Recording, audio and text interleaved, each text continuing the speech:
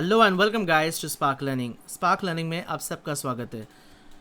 So guys आज आई am sure कि बहुत सारे लोग कंफ्यूज हो गए कि ये चैनल की जो शुरुआत हुई है ये हिंदी में कैसे हुई है। सो गाइस मुझे कुछ ईमेल्स आए थे पोस्ट और लास्ट 3 जो कंटेंट हमने बनाए हैं उसके बेसिस पे कि जब हम जो टॉपिक्स जो कवर कर रहे हैं तो दे हैव रिक्वेस्टेड कि ये टॉपिक्स को हिंदी में भी अगर मैं एक्सप्लेन करूँ so it becomes easy for them to understand.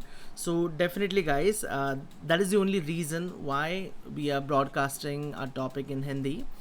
And अगर आप लोगों को ये टॉपिक अगर समझ में नहीं आता by me presenting in English or किसी भी लैंग्वेज में, if you guys are not able to understand the topic then there is no point। इस चीज़ का कोई मतलब नहीं बनता मेरा वीडियोस बनाने का। इस चैनल का एक ही गोल है, that is to upskill you guys, ताकि आप लोगों को जितने ज़्यादा से ज़्यादा अपस्किलिंग हो सके, जो आप लोगों को अपने प्रोफेशन में आपके करियर में हेल्प हो सके, that is the goal for our channel. आज चैनल का गोल ये नहीं है कि हमें कितने व्यूज़ मिले, हमें कितने सब्सक्राइबर्स मिले, और that's not the idea of this channel। so इसीलिए मेरा एक ही मानना है guys, so you have to be prepared before the opportunity knocks your door, because जिस दिन opportunity आपका दरवाज़ा खटखटाएगी, so are you ready, are you prepared?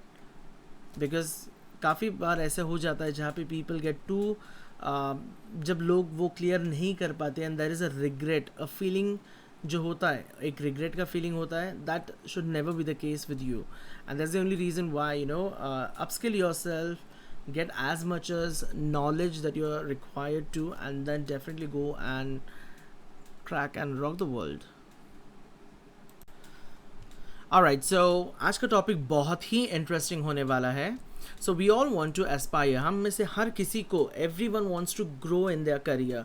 हर किसी को अपने करियर में सक्सेस रेट चाहिए, हर किसी को अपने करियर में we want to touch that heights of achievement, and the only way to do is by climbing each and every ladder of your designation। So आप करेंटली मे बी आप हो senior associate, and from a senior associate may be आपकी company में अगला level जो होता है वो है मे be the next level of a team leader. So अगर आपको टीम लीडर बनना है तो आपको क्या स्किल्स चाहिए, डू यू हैव दो स्किल्स और नॉट। सो ये सारी चीज़ें इवेलुएट होती हैं ड्यूरिंग एन इंटरव्यू प्रोसेस। तो आज हम एक इंटरव्यू प्रोसेस के बारे में बात करने वाले हैं, जिस इंटरव्यू प्रोसेस का नाम होता है CBI। ये कोई पुलिस वाला CBI नहीं है guys, this is competency based interview.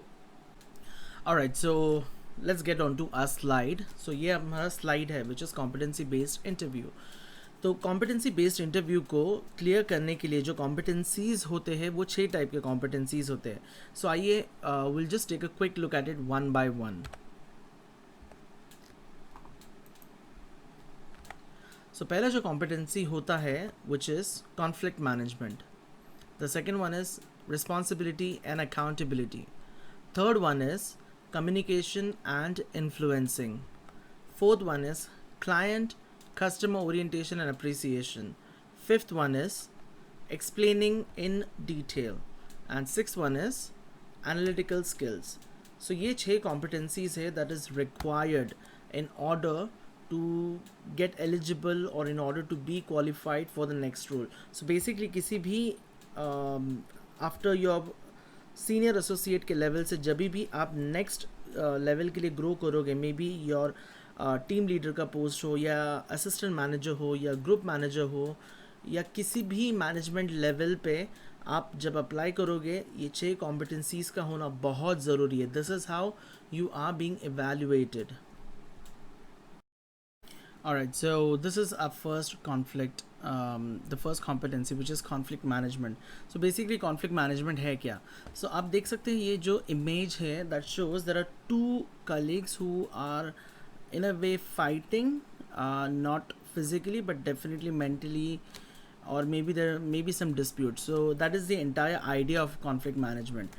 So conflict management में आपके ये स्किल्स टेस्ट किए जाते हैं कि आप अगर नेक्स्ट रोल पे चले जाते हो एंड ऐसा कोई भी सिनारियो होता है जहाँ पे मे बी योर कलीग और your team member is not agreeing to what you are saying, कि वो किसी भी चीज़ पे अग्री नहीं कर रहा है किसी एक पर्टिकुलर रीज़न या किसी एक पर्टिकुलर सिनारियो पे, then what are you gonna do you have those competencies कि आप उस सिचुएशन को हैंडल कर सको, and this is the only reason why. So आपके पास्ट पे में से ये पूछा जा सकता है कि ऐसा कोई भी सिनारियो या सिचुएशन आया है क्या जहाँ पे you actually had a dispute with one of your colleague, and अगर था तो what have you done about it. So I'm just quickly gonna give you few pointers कि आपको ये आंसर किस तरीके से प्रेजेंट करना होगा. इस आंसर में बेसिकली क्या चीज़ें आपके interview panel will be reviewing. Okay, so पहला and most important thing is which is what was the scenario about.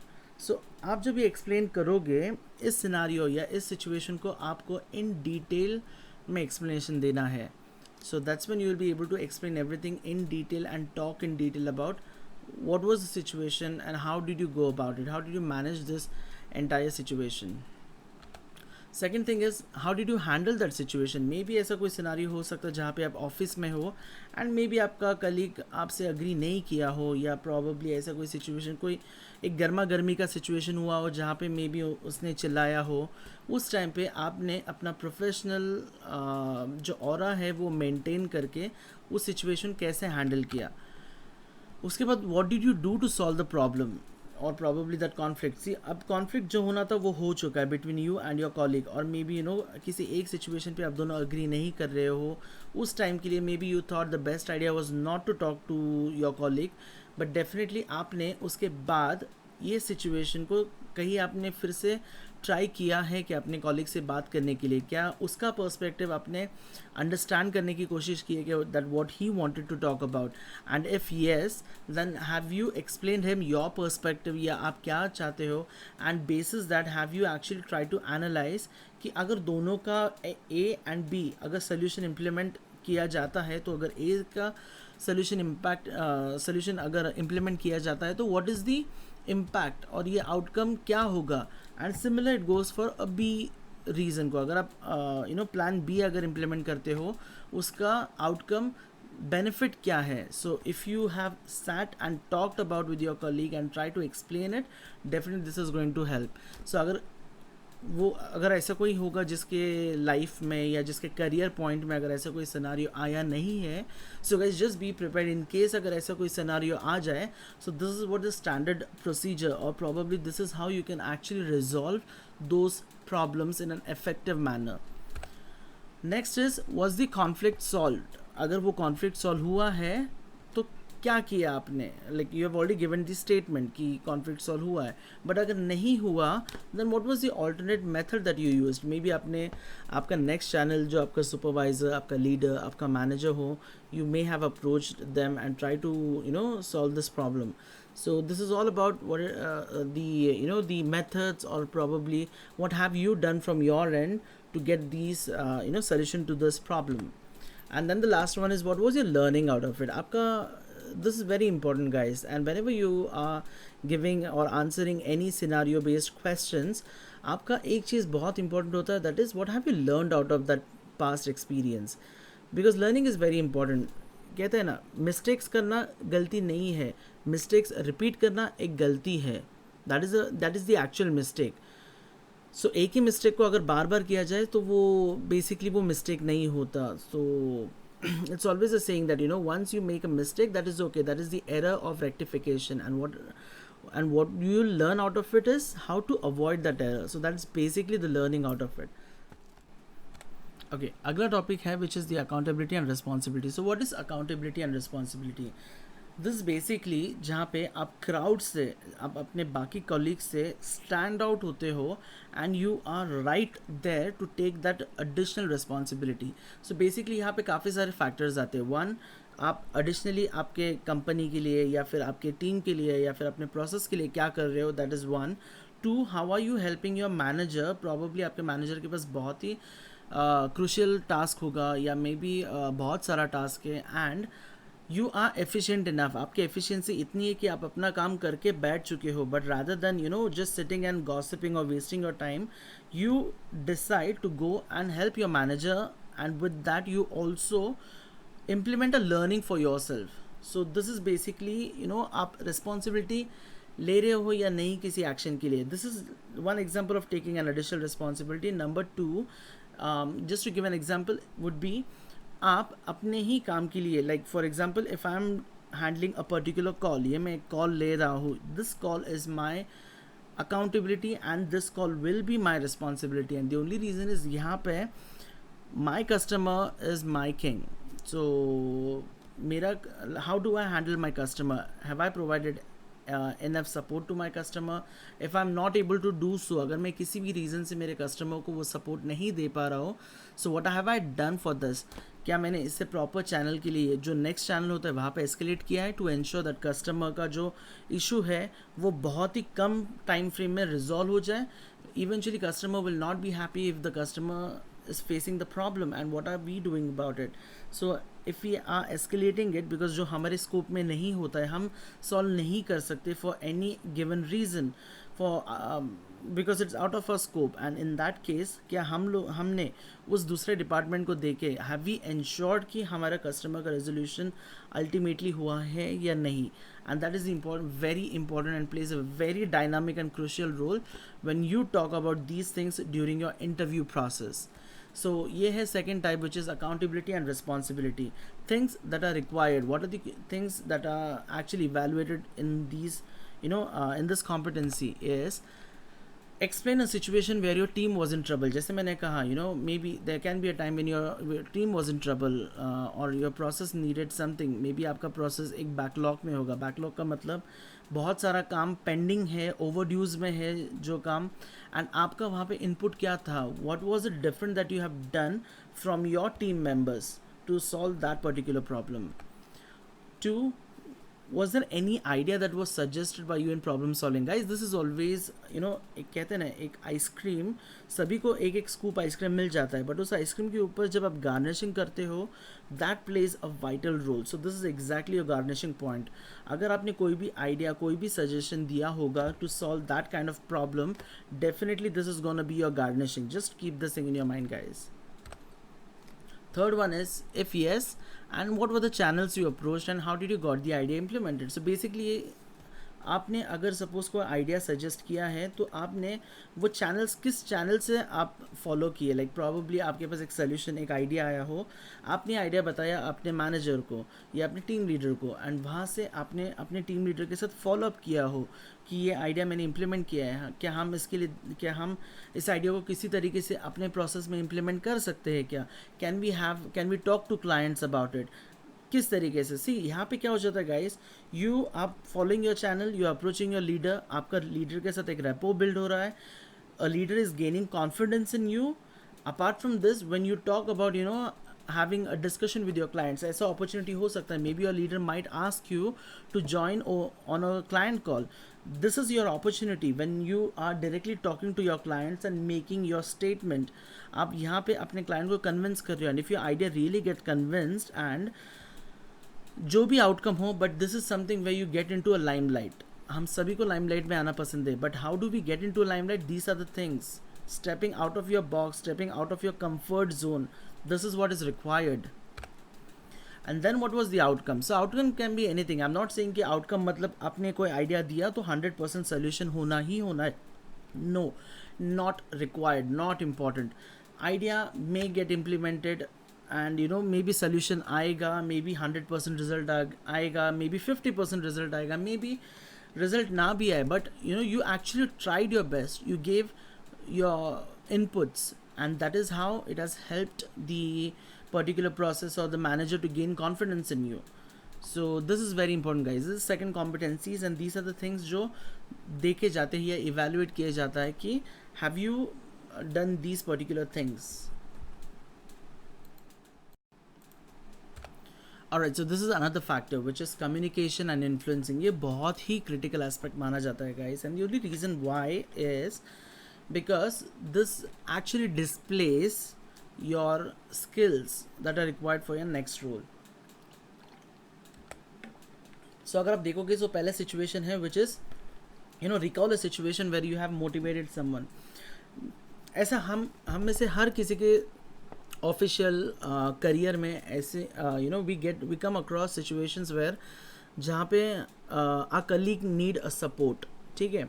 May be ऐसा हो पाता है कि for any given reason he is not able to approach the next level, जो कि उसका team leader हो या मैनेजर हो, for any given reason, maybe personal problem हो जिसके कारण उसका काम इम्पैक्ट हो, and we all need someone to talk about. काफ़ी सारे लोग जब डिप्रेशन के बारे में लिखते हैं या पोस्ट करते हैं, वो एक ही कहते हैं कि इफ़ यू हैव समथिंग और if you need someone to talk to, I am always there, so talk to me about it. So this is where exactly the standpoint is. So अगर आपको लग रहा है कि यहाँ पे you can just simply go and talk to your colleague and see if you can help them, so definitely this will play an advantage. So मैंने एक ब्लॉग भी लिखा है, so I will share the link of my blog which is on WordPress. So वो है like depression के ऊपर। So when you think that you are depressed, what is it that you need to do. So definitely आप पढ़ लेना वो blog, I am sure that will help most of you guys. Next thing is about recalling a scenario where you helped someone to resolve their problem at work. So ऐसा कोई भी scenario, it goes in the same hand in hand situation, जहाँ पे आपने किसी को कोई depressed है, आपने किसी का problem address किया हो या सुना हो, and probably if that person was not able to उसे हाईलाइट नहीं कर पाया, have you done it on that person's behalf, या किसी भी रीज़न से if that person is going through, have you try to keep that person motivated and keep on going. So ऐसा बहुत सारे सिचुएशन हो सकते हैं, a person may go through 1000 or 100 reason or maybe one single reason. आप सब कुछ solve नहीं कर सकते हो, but is it something that you have done added value to that person's life by solving a particular problem. So ये चीज़ बहुत इंपॉर्टेंट है। Ask this question to yourself and then definitely see if you have done this scenario. If you have done it, trust me, this is one of the most striking points where you can actually talk about the situation in front of the CBI panel. And then the last point is recall a time when you had asked someone to withdraw the resignation. So this is something एक attrition management के basis guidelines पे होता है guys. So when you apply for a team leader के लिए सबसे important होता है कि उसके employees उसे छोड़ के ना जाए। So अगर आपने आपके किसी भी colleague को who wanted to resign due to maybe performance के लिए अगर resign करना था आपके colleague को, and आपने आपके तरफ से if you have helped your colleague to get up to that bell curve, up to that mark, आपने उसको किस तरीके से उसके परफॉर्मेंस में गाइड किया, may be you have shared your best practices, आपके बेस्ट प्रैक्टिसेस के कारण मे बी उस बंदे का जो परफॉर्मेंस है वो परफॉर्मेंस इम्प्रूव हुआ है, and if that is the case जहाँ पे that person is actually motivated and he has actually gone and withdrawn his papers, definitely this is your win, I would say. So just go through these points, and in case अगर same scenario अगर किसी ने किया नहीं है ये सारी चीज़ें, so I think you should actually try and implementing these competencies in you, so that जब when the time comes you already know what to do. So this is another competency, which is client or customer orientation and appreciation. This is very important, and the only reason is because it shows your client building, और probably यहाँ पे आपका जो achievement होता है कि आपने एक पूरे साल में भर में आपने क्या मेहनत की है, and if you have been appreciated और rewarded by client, maybe किसी कस्टमर ने आपको अप्रिशिएट किया होगा, मे बी आपको किसी आपकी कंपनी ने गुड परफॉर्मेंस के लिए या to drive the performance on different level, जिसके लिए आपको आपके कंपनी ने मे बी अप्रिशिएट किया होगा। So this is the time to talk about it. So क्या क्या चीज़ें बेसिकली आपको यहाँ पे हेल्प होगी, which is like recall a time when you have achieved a remarkable client appreciation. So maybe आपने कोई कॉल लिया होगा, मे बी आपने कोई प्रोडक्शन किया होगा जिसके वजह से आपके क्लाइंट का बहुत सारा बेनिफिट हुआ है, and because of which may be आपके क्लाइंट ने आपको एक अप्रिसिएशन ईमेल भेजा है, मे बी आपके सुपरवाइज़र से बात किया होगा जिसके like he has explain that how happy that customer was, and इसीलिए हम कहते हैं ना, customer satisfaction is everything and the customer is the king of the market. That is the only reason why guys. So if you think that ऐसा कोई भी scenario होगा जहाँ पे you have received an appreciation from your customer, definitely this is a time to put your appreciation across. Recall a time when you had saved dollars for your client. It goes same hand in hand. अगर आप definitely if you have saved some dollars for your client will definitely be happy. Getting that smile on your client's face will always make you happy. Even though आपको कोई appreciation ना भी मिले, but at least you are doing value or justice to your job, and that is very important. अक्सर मैंने देखा है कि लोग जब काम करते हैं people are not at all focused और प्रॉबली जस्ट काम करना है इसीलिए कर रहे हैं. But I feel that if you are getting paid for something, अगर आपको किसी भी चीज़ के लिए पे किया जाता है, just make sure guys you give your 100% to it. मैं 100% से भी नहीं बोल रहा, ज़्यादा एक्सपेक्ट कर रहा हूँ, but give you 100% to it, because that's when you justify your salary. वो जो महीने की जो व्हेन यू वर्क, वो पूरा मंथ आप जब काम करते हो एंड उसके बाद जब आप अपनी सैलरी रिसीव करते हो, that salary gives you an immense satisfaction. And ये सेटिस्फैक्शन बहुत ही वो लोग जो लोग वाकई में who are giving their 100%, they can understand what satisfaction is it. So please ensure that you guys are actually justifying your salary and justifying your job, your task role. And the last thing would be recall a time when you received an award for an outstanding performance. As I said guys, अगर आपको कोई भी appreciation या कोई भी certification मिला होगा, so this is the time when you can actually put that across. So हमारी जो फिफ्थ कॉम्पिटेंसी है which is explaining in detail. So this is very important guys. So जब हम बात करते हैं कि explaining in detail, so which means आप जब भी कोई सिनारियो एक्सप्लेनेशन दे रहे हो या आप कभी भी कोई प्रॉब्लम स्टेटमेंट डिफाइन कर रहे हो कि हाँ मेरे प्रोसेस में ये एक चैलेंज था या this was a challenge. So आप जब ये बताते हो कि ये चैलेंज है, so what are the things that you are actually describing along with your problem. Because कोई भी सिचुएशन इफेक्टिव तब होता है जब आप उस सिचुएशन पे नंबर्स से बात करते हो, विच इज़ वेरी इंपॉर्टेंट. आप जितने नंबर्स दोगे उतना सिनारियो ईजी होगा. फॉर एग्जांपल अगर मैं एक एग्जांपल के तौर पे अगर कहूँ कि मेरे प्रोसेस में बहुत सारा बैकलॉग था और वो बहुत सारे बैकलॉग को सॉल्व करने के लिए मैंने एक आइडिया इम्प्लीमेंट किया. जब वो आइडिया इम्प्लीमेंट हुआ तो बहुत सारा बैकलॉग कम हो गया. तो although the motive of this scenario was the backlog has reduced, but it doesn't give a proper or a detailed analysis कि हुआ क्या है, like what was it done, what was the problem in specific and what was it done. So अगर ये same scenario अगर मैं reverse करूँ and अब इस तरीके से मैं explain करूँ by giving examples like, so मेरा जो process था, my process had a backlog of 2000, may be 2000 activities थे जिसका मेरे प्रोसेस में बैकलॉग था. उसके बाद ये 2000 के चलते आई गेव एन आइडिया. मेरा एक आइडिया ऐसा था कि अगर हम एक ए बी एंड सी ये 3 सॉल्यूशंस अगर एक वे में अगर इम्प्लीमेंट करेंगे तो वो जो बैकलॉग है वो रिड्यूस होगा. So maybe after a month वो मेरा आइडिया इम्प्लीमेंट करने के बाद जो बैकलॉग 2000 पे था अब वो 2000 से कम हो के 500 पे आ गया, विच मीन्स ऑलमोस्ट 1500 से हमने उसे कम किया. कम करने के लिए मैंने ए बी सी ये सोल्यूशंस इम्प्लीमेंट किए जिसके कारण वो बैकलॉग रिड्यूस हुआ. So this is how you need to talk with numbers so that आपका जो प्रॉब्लम स्टेटमेंट है it's more effective, and the more effective it is the more better it is for the interview panel to understand आप क्या बोल रहे हो. सो explanation in detail. सो आप किस तरीके से एक्सप्लेन कर सकते हो, what are the tools probably that can help you would be, one is explaining a scenario where you have done a problem solving and use quality tools for detailed analysis. So quality tools होते हैं. So ये topic मैं आगे के videos में cover करूँगा जहाँ पे हम 7 क्वालिटी टूल्स के बारे में जानेंगे. सो मे बी उनमें से 2 टूल या 3 टूल का इस्तेमाल करके आपने कोई सिनारियो में प्रॉब्लम सॉल्व किया होगा. So that is one thing that you can actually use. The other one is an approach. So ये एक 6 सिग्मा का अप्रोच होता है प्रॉब्लम सॉल्विंग का, जिसे हम कहते हैं DMAC approach. So D stands for define, M stands for measure, A stands for analyze, I stands for implement and C stands for control.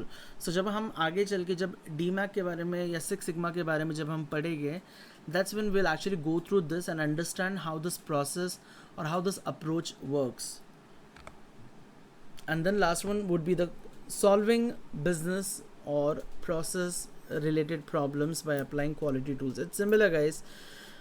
The only thing I would say is यहाँ पे ये एक ऐसा situation है, probably हर किसी ने six sigma या हर किसी ने क्वालिटी टूल्स के बारे में किसी को पता नहीं है. So if you don't know anything about it guys, don't bluff. वो सीबीआई इंटरव्यू पैनलिस्ट जो होते हैं, do not be over confident, और ओवर कॉन्फिडेंट में आके नंबर्स या कोई भी सिनेरियो ऐसा मत देना that you are not confident about.